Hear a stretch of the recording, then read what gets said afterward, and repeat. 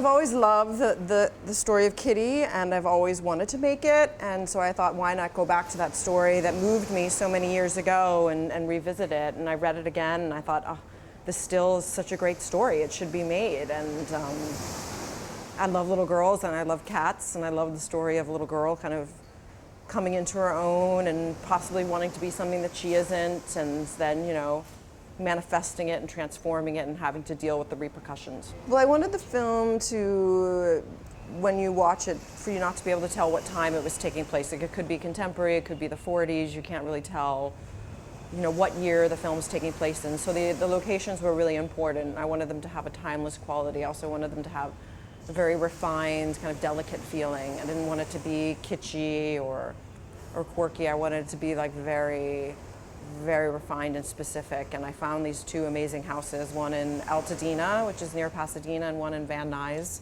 which doesn't look like this house would ever be in the Valley in California. But it was owned by an Englishman who is a set designer. He actually did the design for Pretty Baby, and he's very accomplished, and it feels like an English cottage. The makeup designer is a boy called Jason Hammer, who I'd worked on American Horror Story with, and they do all practical effects.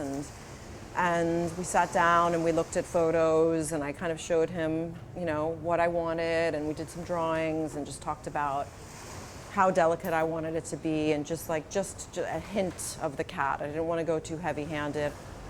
There's very little dialogue in my film, so the music plays a big part. And I brought my friend Brian DeGraw on board. He's in a band called Gang Gang Dance, and he's also a filmmaker. I think he understands so much, you know, what music can do for a film, and my editor also has great taste in music, and we edited to the music, so it kind of helped with the swelling and the emotion, and half the film takes place from the point of view of a cat, so it's very hard to play emotion on the cat, so we had to lean really heavily on the music.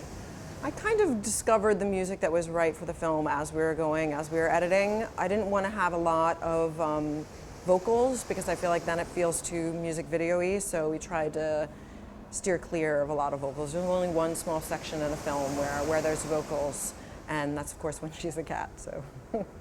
I always wanted to have post VFX, because I feel like the audience has to make such a huge leap when she turns from little girl into cat, that I knew I wanted to infuse the film from the beginning with some special effects. And a friend of mine in New York, his name's Alvin Cruz, he's a great VFX artist, and he came on board and we talked about the subtlety of it. And Seamus McGarvey, my cinematographer, has done a lot of films with a lot of big VFX, and so we shot some plates, and he kind of knew what I wanted to do. And with Alvin, the VFX artist, I just wanted to infuse this kind of like otherworldly magic and have the teddy bear kind of come to life. And that was my teddy bear. It was my first bear growing up. So one of my dolls is in there. The tea set that she drinks from is my tea set. And when I was little, I always dragged around like a little sheepskin rug and would sleep on it. So I have her in one scene lying on the sheepskin. So I tried to infuse it with a lot of very personal things.